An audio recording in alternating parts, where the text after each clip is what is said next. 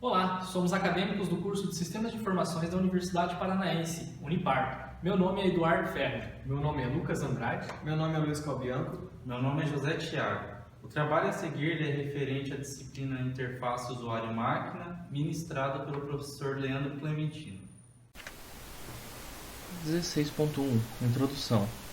O desenvolvimento de um site envolve muito mais do que apenas o seu design e existem muitas atividades de pré-design preocupadas em estabelecer o objetivo do site, a quem ele se destina e como ele se encaixa na estratégia digital geral da empresa.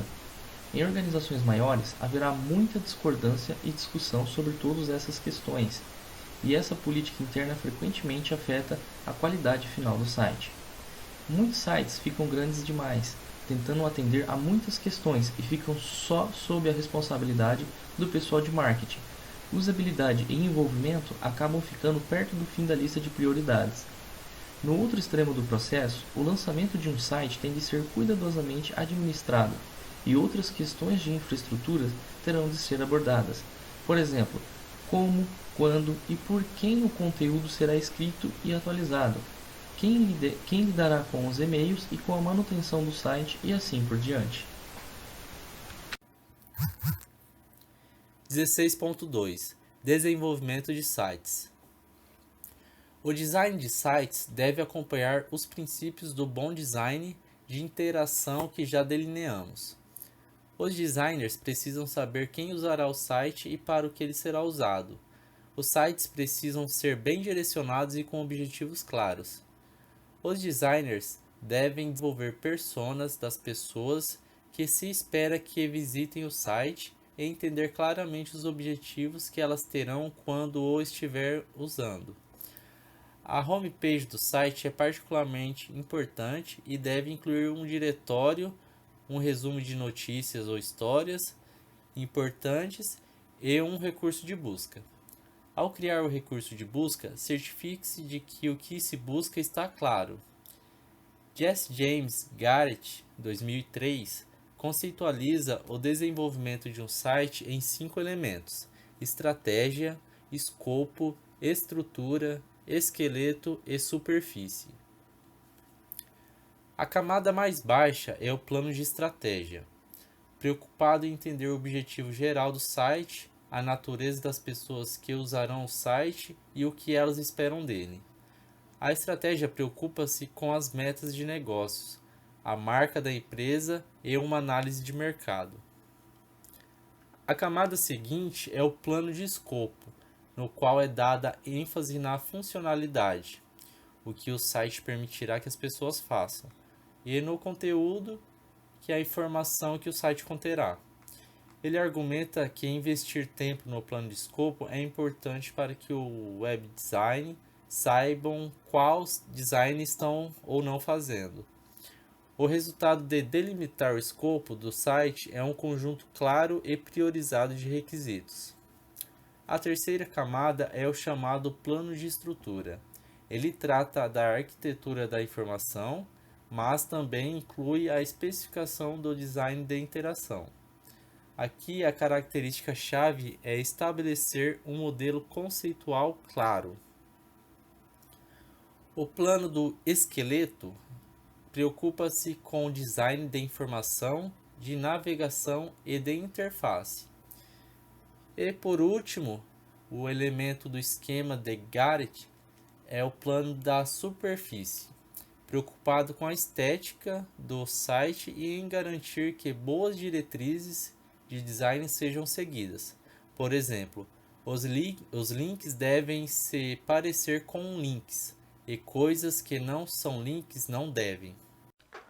16.3 A arquitetura de informação de sites. A arquitetura de informação preocupa-se com a forma como o conteúdo é classificado e organizado. Técnicas como os diagramas de afinidade e o card sorts são usadas para entender como as pessoas conceitualizam o conteúdo. A dificuldade é que diferentes tipos de sites têm de atender a muitos propósitos diferentes para muitas pessoas diferentes. As características de sites obviamente têm uma ampla variedade. A arquitetura de informações para sites tem a ver com a forma de organização é descrição do conteúdo do site. Por exemplo, como organizar o conteúdo, ou seja, como criar uma taxonomia, como rondar os itens e categorias, como descrever o conteúdo do site e como apresentar a arquitetura aos usuários e a outros designers. Sites são implementados na internet especificando seu layout das páginas em uma linguagem conhecida como Hypertext Markup Language, HTML, que é em si uma variação do Standard Graphic Markup Language, SGML. Como linguagem de marcação, a HTML sofre por não ter muita funcionalidade, mas recentemente uma HTML dinâmica foi desenvolvida permitindo funções mais comumente associadas à interface gráfica de usuário, por exemplo, o estilo de interação, arrastar e soltar, além de que também é possível incorporar exibições interativas em uma página, como HTML, incluindo-se um filme na linguagem de programação Flash. 16.4 Design de navegação para sites. O design dos mecanismos de navegação é o segundo principal pilar na arquitetura de informação. Existem algumas características chaves para um bom design de navegação de sites: rotulação, suporte de navegação e mecanismo de buscas. Rótulos são usados para links internos e externos, cabeçalhos e subtítulos, títulos e áreas correlatas. No suporte de navegação, as barras de navegação, tanto local quanto global, são essenciais para dar suporte, facilitando a navegação do site.